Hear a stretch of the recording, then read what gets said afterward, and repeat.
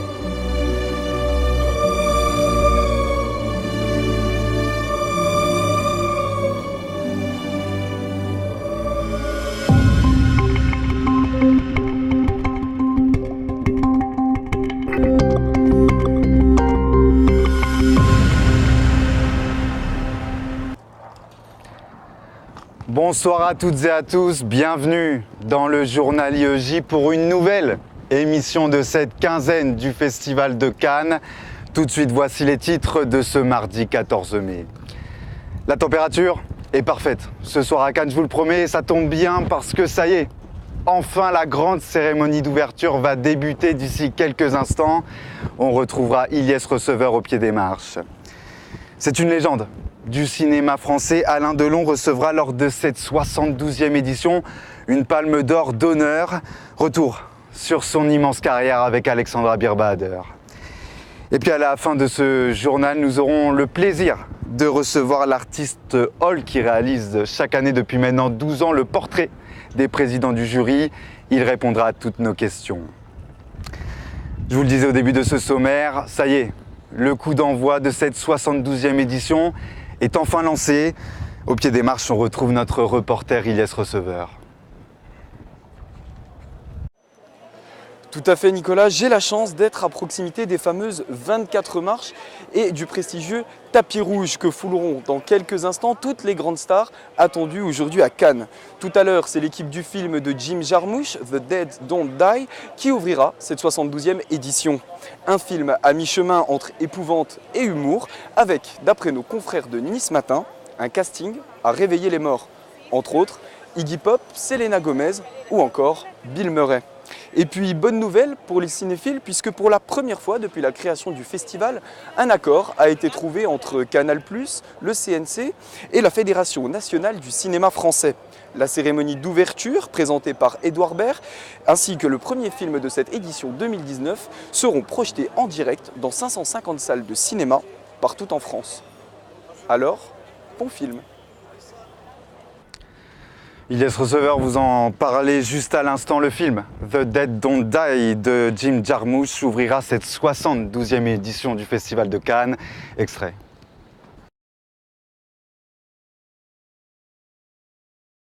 Dans cette ville paisible, une chose horrifique va arriver.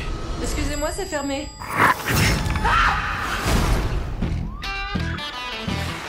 C'est épouvantable. Probablement la pire chose que j'ai vue. C'était quoi, plusieurs bêtes sauvages? Je pense à des zombies. Quoi? Des zombies mangeurs de chair humaine. Arrête, c'est pas drôle du tout, c'est vraiment trop flippant. Ils gravitent autour des activités qu'ils pratiquaient quand ils étaient en vie. Chardonnay. Elle vient de dire chardonnay?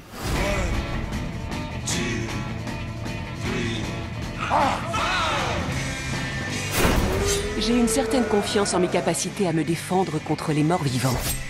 C'est ce que je vois.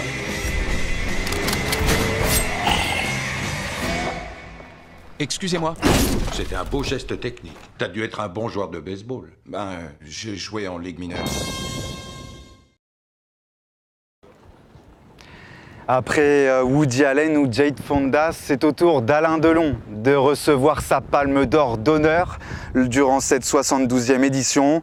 Une récompense qui vient saluer près de 70 ans de carrière qu'Alexandra Birbader retrace juste pour vous. C'est fini. Non, tu restes là. Mais si, j'y vais. Non, non.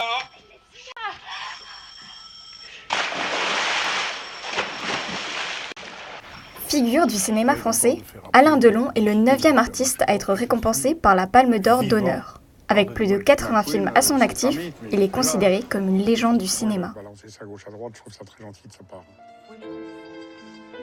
Sa carrière décolle tôt. En 1961, il joue dans le film Plein Soleil, qui rencontre un grand succès, autant pour le film que pour l'artiste.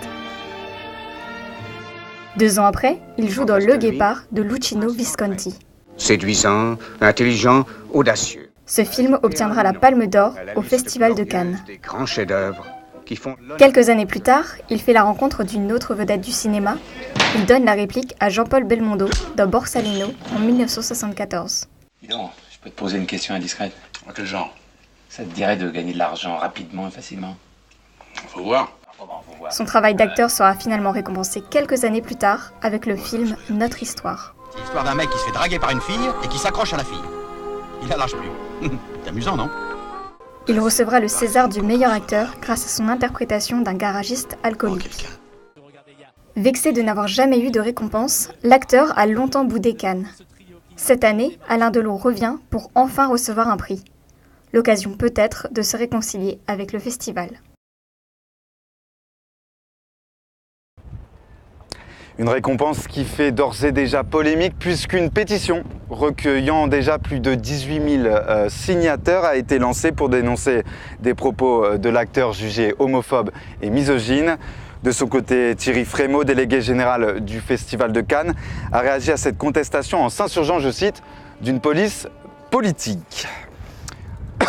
Excusez-moi, le Festival de Cannes, c'est aussi un événement incontournable pour la communauté internationale. Qu'ils soient cinéphiles engagés ou simples curieux, ils parcourent des milliers de kilomètres pour soutenir leur film ou acteur favori. Camilla Elfkir est allée à leur rencontre. Je suis américaine, donc je me sens plus familière avec les acteurs américains comme Leonardo DiCaprio, Margot Robbie et bien sûr Once Upon a Time in Hollywood. Je viens à Cannes pour la première fois et j'espère rencontrer des stars d'Hollywood. Mon idole préférée est Wooga, qui vient de Chine. Je pense que c'est un événement très important pour les réalisateurs du monde entier qui viennent montrer leur travail. Je suis ici pour le festival car il est très important en Chine et ma famille voulait que je sois là. Être ici et être le premier à voir des films qui sortiront dans quelques années aux États-Unis est extrêmement excitant. Et depuis 2002, la Société des réalisateurs de films remet la Carrosse d'or à l'un de leurs confrères. Cette année, c'est John Carpenter qui recevra le prix. Retour sur sa carrière avec Valentine Bontemps. Un maître du fantastique, du suspense et de l'horreur. John Carpenter est l'instigateur de Halloween, la fameuse saga d'épouvante dont le premier épisode est sorti en 1978, mettant en scène les meurtres du tueur en série Michael Myers. Il continue dans l'horreur avec le film culte The Thing, avec Kurt Russell dans le rôle titre, film sorti en 82, où une expédition de chercheurs tourne au drame. Il a aussi réalisé le film suspense Invasion Los Angeles, sorti en 89, où Hollywood est envahi par des extraterrestres. Cette année, ce maître du cinéma de genre vient sur la Croisette pour recevoir un prix. Ce prix, c'est le Carrosse d'or remis lors de la cérémonie d'ouverture de la quinzaine des réalisateurs. Un trophée pour récompenser les réalisateurs audacieux et novateurs qui ont marqué l'histoire du cinéma. Le cinéaste américain, âgé de 71 ans, rejoint le prestigieux palmarès des lauréats du Carrosse d'or, dont Agnès Varda, David Cronenberg, Clint Eastwood ou encore Martin Scorsese l'an passé. La programmation complète du cinéma de la plage est connue depuis lundi après-midi et je peux vous dire que le cru de cette année 2019 fait particulièrement envie. La Cité de la Peur, évidemment d'Alain Berberian, Les 400 coups de François Truffaut ou encore Boys in the Hood de John Singleton. Au total, ce sont 9 films qui seront diffusés gratuitement sur la plage Massé de la Croisette. Ce soir, un ciné-karaoké est organisé pour l'ouverture. Il faudra encore s'armer de patience pour revoir le logo Netflix sur la Croisette. Comme lors de la dernière édition, le géant américain n'est pas le bienvenu cette année à Cannes. Le festival et Netflix n'ont pas trouvé de compromis pour permettre à l'entreprise américaine de diffuser ses productions dans les salles de cinéma. Je vous le rappelle que Netflix avait pourtant déjà crevé l'écran ici en 2017 avec 2 films en compétition officielle, le film Okja et The Meyerowitz Stories. On laisse le festival de côté durant quelques minutes pour vous faire découvrir un endroit incontournable de Cannes. Alexandra Birbader et Bettina Petri vous font découvrir l'une des attractions cannoises préférées des touristes. Bonjour, venez goûter nos fromages de la région. Il y a de la brebis, il y a de la chèvre, de la vache, des tomes, de montagne. Le marché de Fortville, lieu emblématique de Cannes. Ouvert 6 jours sur 7, on y retrouve une multitude de produits, mais surtout du local. Ce matin, ils ont ramené des jolis colins, ils ont ramené un beau mérou, vous voyez là, magnifique. Du poisson, il y en a, mais pas que. Le marché propose également des spécialités locales, comme la soca. Et du coup, comment est-ce que vous la préparez? Le matin même, ici, farine de pois chiches qu'on mélange avec l'eau. Ensuite, on verse tout ça et on rajoute l'huile après et un peu de sel. Et ça va donner un petit peu comme une pâte à crêpes. Sauf que c'est salé et que c'est un peu plus épais qu'une pâte à crêpes.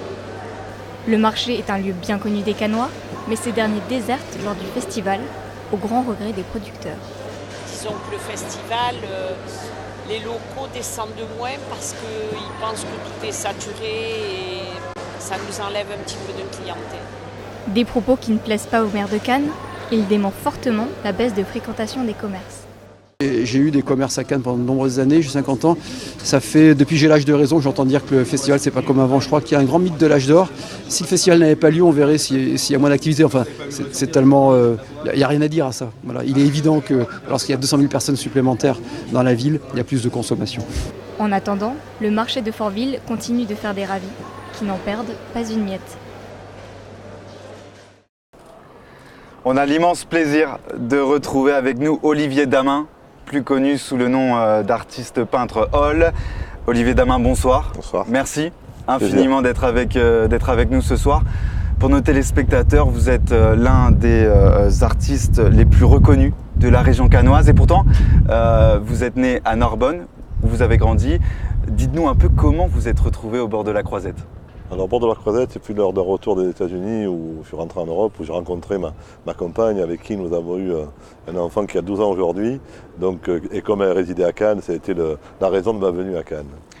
On peut dire que Cannes vous le rend plutôt bien, puisque maintenant, depuis une douzaine d'années, vous réalisez le portrait des présidents du jury.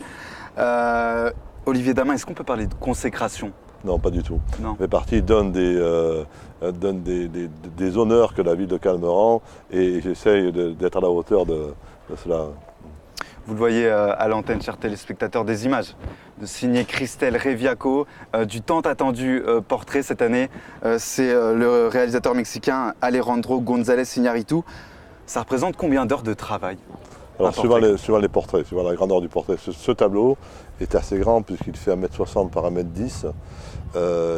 Ça représente, on va dire, 150 heures de travail à quelque chose près. Mais ça vaut le coup quand même. C'est un plaisir. C'est un plaisir. Mon fils me dit que j'ai que ça à faire. Vous nous racontez hors antenne, il y avait une petite anecdote savoureuse, le jour où vous avez rencontré Robert De Niro, vous lui avez remis un prix, vous lui avez remis votre portrait, pardon, peut-être un prix un jour. Voilà, j'imagine que vous voyez du beau monde, ça doit être agréable. Oui, c'est plutôt agréable. Et on a eu l'occasion d'échanger tout à l'heure en disant que les grands sont souvent plutôt simples. Une fois qu'on a passé les quelques barrages qui eux sont plutôt compliqués, entre autres pour De Niro qui fait partie quand même des grands du cinéma de ce monde, fait partie des gens quand même d'une simplicité juste incroyable et d'une accessibilité juste incroyable et facile. Bon, Robert De Niro c'est pas mal, hein, oui. Mais dans quelques jours ce sera également Alain Delon à qui vous allez offrir un portrait. On est en cours de discussion pour la rencontre. On vous le souhaite en tout cas, mais Olivier Damin, il n'y a pas que le Festival de Cannes. Non. Bien sûr. Racontez-nous un peu votre univers artistique. J'ai entendu dire que vous travaillez actuellement sur la Russie. Oui, absolument. Au départ, c'était juste une étude personnelle sur la signification et la symbolique des tatouages. Je suis passé par la Chine, le Japon et le tatouage classique. Et celui qui m'a le plus touché par sa vérité, que je ne cautionne pas, c'est-à-dire ce qui est dit, c'est pas ce que j'ai envie qu'on fasse, mais l'appartenance à un clan, la fidélité à ce clan, afficher ce qu'on est vraiment à travers un tatouage indélébile, je trouve ça plutôt honnête dans la malhonnêteté. Merci Olivier Damin d'avoir été notre invité. Quant à vous, chers téléspectateurs, on se dit à demain, même heure, peut-être au même endroit. Et puis, si vous voulez voir ou revoir l'intégralité de ce journal, c'est simple, sur la page IESI Facebook ou dès demain à midi sur la page YouTube de Media School. Je vous souhaite à toutes et à tous une excellente soirée.